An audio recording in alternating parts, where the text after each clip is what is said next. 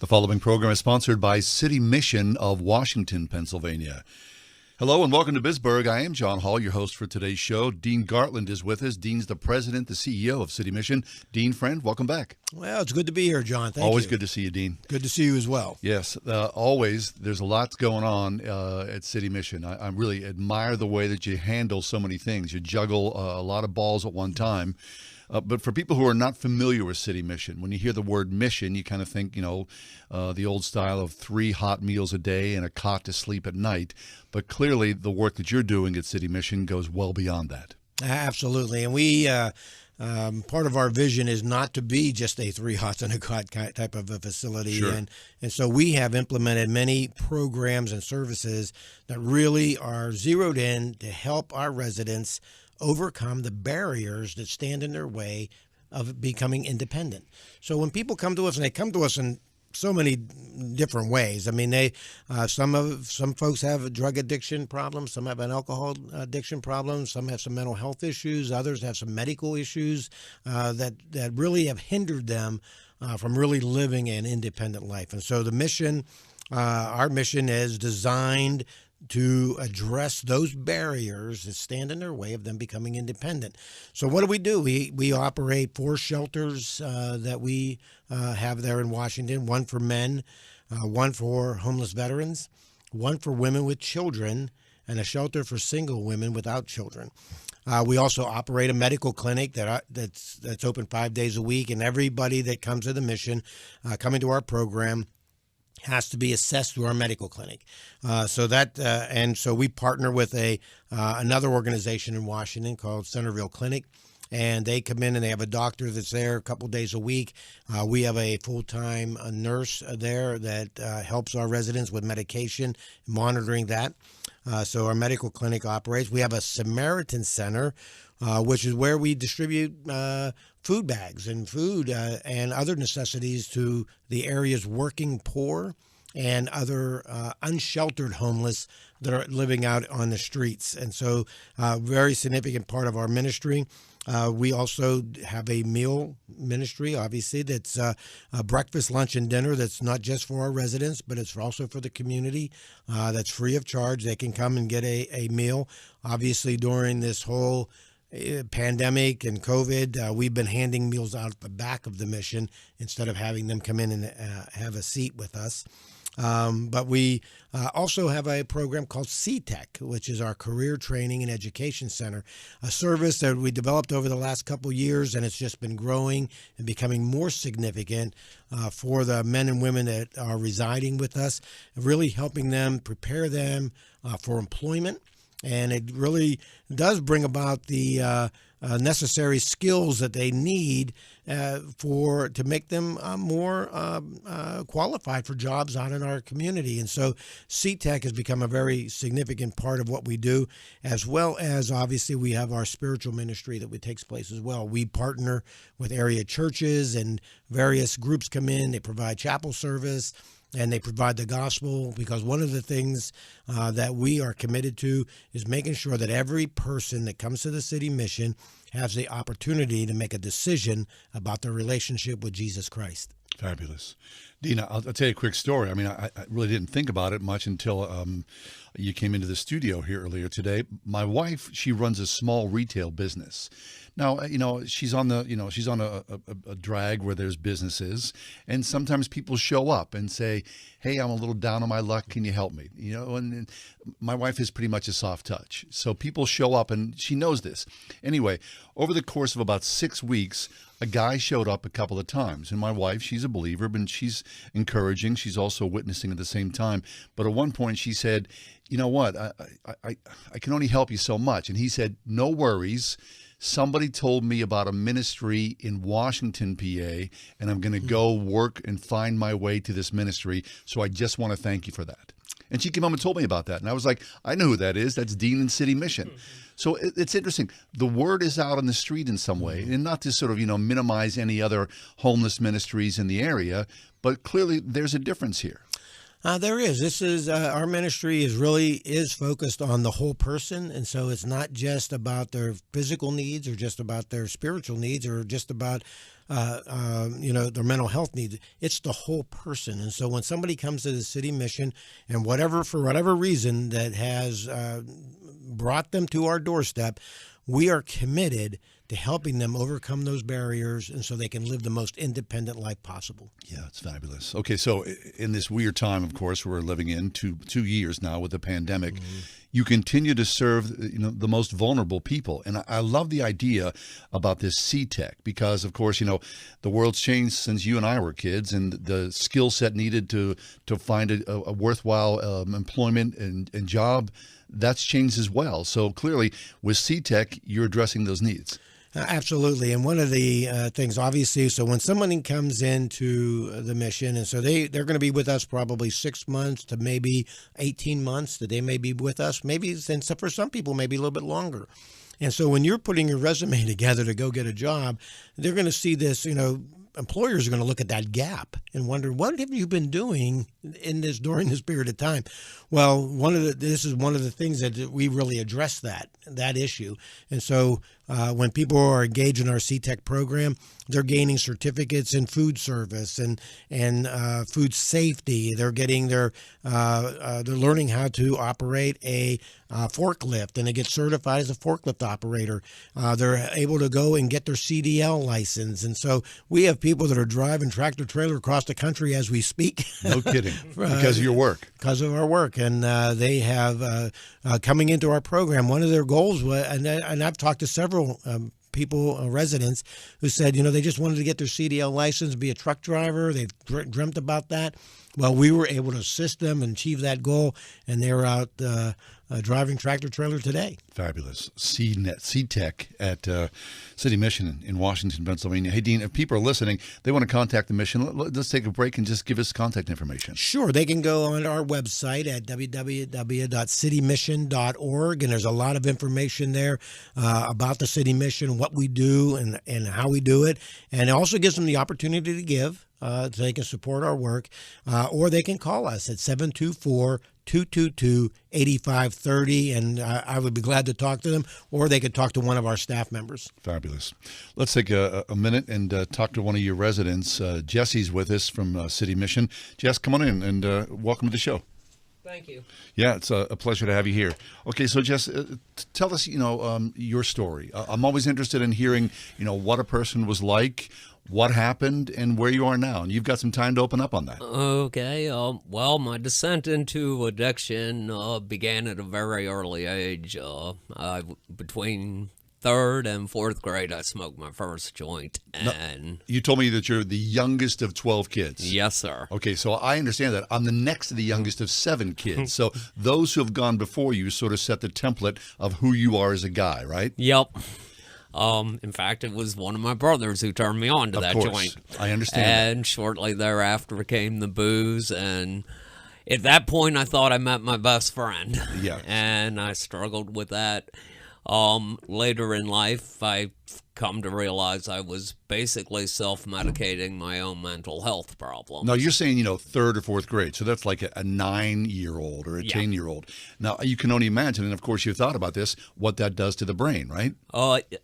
Later in life I had, but at the time, no. And shortly thereafter, I became what is referred to as a trash can. Whatever I could get my hands on to take me out of me. Yeah.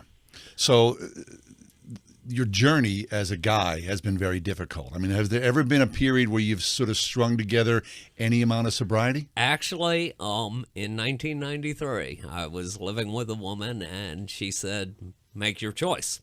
And I chose her. And I got sober. I went to a program, and I stayed that way for 20 years. Fabulous. 20 years of sobriety. Yes. So the template was already there, but then, of course, I mean, you know how sobriety is. It's a day-to-day thing. I became a workaholic instead of an alcoholic. Yeah. And when my medical and mental health got to the point I had to go through Social Security and get my retirement, and the career was over, back came the alcohol real quickly. Easy to pick it up again. Okay. Yep. Lots of time and a check coming in. Right. Okay, so how long then were you active once again? That lasted for 5 years. And in those interim of 5 years, it wasn't all sunshine and roses, was it? No. Within the first year, I was drinking out of need, not enjoyment. And it all culminated with me pretty much drinking myself almost to death in Lancaster. Yeah. I was taken by ambulance to the ER. They ended up having to detox me in ICU. I don't know what happened for 3 days. Yeah. When I woke up, the doctor told me I flatlined on her twice. No kidding. Yeah. Well, that had to scare you, didn't it? Yes.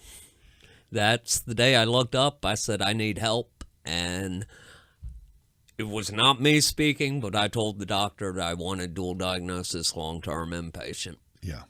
Okay, so then you found your way how? What was that journey from Lancaster to Washington, PA? I went to Pyramid in Duncansville. Is that a rehab? That is a dual diagnosis facility. They treat both mental health and alcohol and drug addiction at the same time. I see. And from there, I found a 3-quarter house in Washington for reasons beyond my control, and let's leave it at that because I don't want to tarnish anyone's rep. I had to leave that and was living at a hotel. And in 2018, I called the city mission, and they took me in. And I stayed there till about February and got out and got my own apartment. Was doing well, came back to the mission as a volunteer in CTEC, what Dean was talking about. Yeah. It's been the place I've worked since I've been there. Fabulous. And then that wonderful year we had of COVID hit and shut everyone out, and my mental health issues went south on me again. I stopped taking my meds, I stopped going to therapy, etc. And after my roommate got us evicted from our apartment while I was laid up for a broken kneecap by smoking in it, I called the mission and they happily welcomed me back. Interesting. And honestly, it's been the only home I've truly ever known. No kidding. No kidding. So you're back at the mission. You were, a resident, then a volunteer. Now you're back as a resident again. The hope is what? When you look at the future, what are you trying to do? Well, I am looking to go to a 3-quarter house because of my mental health issues. I do better in a group environment. I've With made people. that decision with my counselor. And then be back at the mission as a volunteer because for whatever reason, God wants me to be in service at the mission, and I will do that until he tells me otherwise. That's good. For whatever reason. I get that too, Jess. Yeah. Okay, so you brought it up. So let's talk about your spiritual life. I mean, when you were out there and all those years of just running wild, any connection to God whatsoever? I always believed in a supreme being. Yeah. But I never had a definition or an understanding of what he was. Right. There was God. There was God. And at the city mission, I learned how to build a relationship with him. Yeah. And that he wanted to have a relationship with me. And that's powerful. And it wasn't that he turned on me. I turned on him. Sure. Yeah, that's always how it is, isn't it? Yep. So all things considered, all the time, all the baggage, all the wreckage, things are on the upturn. Oh, yeah. And I'm a firm believer that everything that's happened brought me to where I am today. Yeah. So I won't change a thing. I agree with that. Okay, what I always like, Jess, whenever I talk about city mission, just my own experience, I know that right now there's somebody, whether they're in the car or they're in their kitchen, whatever, somebody's out there who's like you, who's like me, and needs to hear a good word. So can you speak to that, that addict or that alcoholic and offer some hope? It is better on the other side. It is a struggle. It's not easy, but it's simple. Just be willing to take some simple suggestions. Yeah. Simple suggestions and to have a place, I believe, like you said, you're calling City Mission home. Oh, yes. It's will always be my home, no matter where God takes me. Fabulous. Well, Jess, thanks. I mean, thanks for the transparency and the blessings on your life to hear that story. I pray that you move forward one day at a time. Thank you. My pleasure. It was a pleasure being here. So there you have it. There's Jesse from City Mission. And Dean, again, kudos to the work that you're doing. That there's Jesse who has an opportunity, builds something, pandemic blows things up, but for whatever reason, he doesn't feel the shame that he has to go, oh, I screwed things up. I've got a home. I can come back, and they're going to welcome me once again with open arms. Yeah, and I think that's the one of the key elements that we're dealing with here is the fact that, sometimes it takes 2-3 times or maybe more than that for some things to really kick in and really create the foundation that a person really needs. And so at the mission, we realize that, we understand that. So this is not a, one shot and you're done kind of a deal. This is, we understand what the process is. I think that's really key, Dean, right? I mean, because people, and you bring this up, have been in rehab and you relapse again and again and again. So for non-addicts or alcoholics, they think, 4 times, 5 times, 6 times you're back in rehab? I mean, get it together. But that's not how it works. No, I wish it was one and done type of a thing that you get it and that's it. But we've seen men come and women come through the mission who have been to rehab several times, coming to the mission. And at the mission, one of the things that really is different is the fact that we do bring them to that place of confronting their spiritual life, where they're at, what do they believe? Because one of the things when we work in the steps, you talk about making a decision to turn your will and life over to the care of God as you understand Him. Well, we challenge that. What is your understanding of God? That's so key. It is a key. And so whenever they have that opportunity to really challenge on that, they really become very introspective and take a look at their own heart, their own life, their relationship with God. Because prior to that, it was always kind of surfacey. It was mushy. It was never really a clear vision of what that really is. But at the City Mission, this is where they get the opportunity to really challenge that. I mean, that's powerful. A friend of mine, and I'm not talking out of school here, he came and found some sobriety and, a God as we understood him. This guy did not believe. I mean, and he would say, I don't get this. So he would say, I'm praying to my work boots because my work boots are what provides me with an income. I mean, that's my God. I mean, no one's going to say no to that. Right? You grab onto something. Now, clearly, the man's further down the line right now. He does have a relationship with Jesus, but at the early stages, you grab onto what works. Absolutely, and again, we understand that at the mission. We understand that a lot of people have that kind of a viewpoint, that perspective when they walk through the door, and some people have never been exposed to recovery at all. I mean, so they just know addiction. They just know that their life is. And we do a chapel service at the mission every Monday that I lead, and I always leave time at the end, about 10-15 minutes, for residents to stand up and just share a little bit of their story. And the one resident got up this past Monday, and he just said, and he said his whole life was nothing but addiction. It was just one thing after another, and he never knew what recovery really was all about until he got to the mission and began to learn that working the steps does bring you into a relationship with God. And as you go further and deeper into that relationship, you begin to see that this God that you're struggling to have this relationship with has a name, and his name is Jesus. And all of a sudden, it's a totally different ballgame when you go from God to Jesus. And now you have a person, you have a Bible that tells you about who he is and what he's done and how he loves people and his compassion and his power to heal and to transform lives. And all of a sudden, life is no longer the same. That's fabulous. I mean, it is true, right? I mean, the cornerstone of AA and recovery, founded by Christian men who knew that if you work it, it works, right? And that's true of my relationship, your relationship with you. You could just put that as a spiritual overlay for how we engage with Christianity. Oh, absolutely.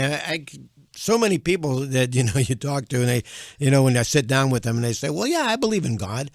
Well, in the book of James, it says, well, you say you believe in God. Well, that's great. Well, the demons believe and tremble. So it's a little bit more involved than just saying I believe in God. And so we at the mission help a person take that step to go through that journey, that spiritual walk, to come to a realization of who Jesus Christ is and what he did on the cross and how he gave his life for you. And so when people begin to be able to see that, and they see it's just not this God, this figment out there of somebody's imagination, but that he's actually a real person who did real things, and he's alive today. That's fabulous. We're talking with Dean Gartland. He's the president of City Mission in Washington, Pennsylvania. Dean, of course, so many things that the work that you're doing. I mean, you gave it just a really brief overview at the very beginning of the program about all the different people that you engage with. Whether it's single, homeless men, women with their children, of course, families as well. It's a gigantic responsibility for you to take on, and always, of course, what I really admire about the work that City Mission does. And especially I think the pandemic showed this, and of course, the fire that happened with the City Mission is that you're not taking money from the federal government, and so that's a gigantic thing, because there's not an overlay of someone telling you must do these programs, you can talk about this, you cannot talk about this. A lot of ministries, a lot of missions, I would say, are really sort of beholden to that federal funding, and it's a necessary thing, but you find a way to work around that. We do. And one of the things is that we have a tremendous community out there of support, of people who believe in what we're doing. They believe in the City Mission. They believe in the cause of Christ at the City Mission. And so, and they see the reality of it. They see people getting jobs. They see people's lives being transformed. They see people getting apartments, getting their own place to live. They see transformation. And many of them are family members of people that are at the mission. And so they know what their family member was like before they came. Mm-hmm. And so hearing testimonies from them as well saying, Dean, I can't believe how different my husband is, or my son is, or my brother is, and it is a transformational experience to come through the mission. And I think, as Jesse said, time to kind of start listening and taking suggestions from others. Because as I tell residents when they come here, your best thinking brought you to the City Mission. Right. So it's time to be able to start listening what others have to say and share with you. That's right. I mean, one of the adages, of course, is think right, act right, feel right. And, that's exactly what you're trying to do, is to get somebody feeling good about themselves so they're a part of society once again. And, you bring up something interesting as well, that there's something to be said about being a good neighbor. Mm-hmm. So that around you, of course, I mean, not every neighborhood's going to go, hey, you're going to bring a homeless ministry into our neighborhood. Well, welcome. There's a lot of pushback from that. But You've proven yourself to be a major part of the community. You have been a good neighbor. People see the good works that come from that. Oh, absolutely. I think one of the great elements of the City Mission is the fact of the relationship that we have with our community.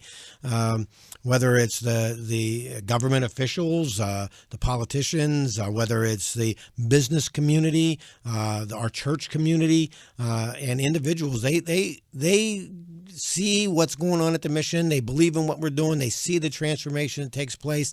And that's why I always like inviting people to come down and see what we do. Don't just, you hear about it, or you get a letter in the mail and you hear from me through a letter, but come to the City Mission and actually see everything that goes on, because it will it is eye-opening, and it may just transform your life as well. Fabulous. Now, during the pandemic, of course, you had to turn people away. I mean, there's always an opportunity. If you see the work that's being done, a lot of people are willing to do something. They want to be a volunteer. They want to be part of that community. You're open back up for that.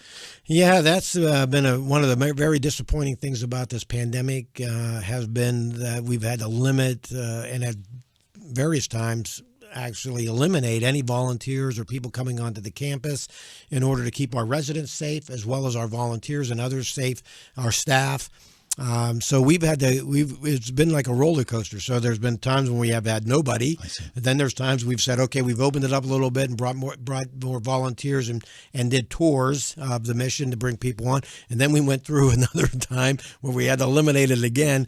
But at the present time, As we're speaking right now, there is no positive COVID cases on our campus at all. Fabulous. And so we are actually allowing volunteers and tours to take place on a limited basis. Hopefully we'll get through this year and with no more crises like that. But it does hinder that opportunity for people to come and actually see what we do. And because when they do that, people are more apt to give and to support the work. Fabulous. You're spinning a lot of plates at one time, Dean. Hey, Dean, just a few seconds left. Again, we're talking with Dean Gartland, the president, the CEO of City Mission. Give contact information if people are willing to visit, to volunteer, to give, to pray. They should do what? Well, they can call the City Mission at 724-222-8530 and find out if we're accepting volunteers or doing tours, because a lot of people have called and said they would really love to come and see the mission.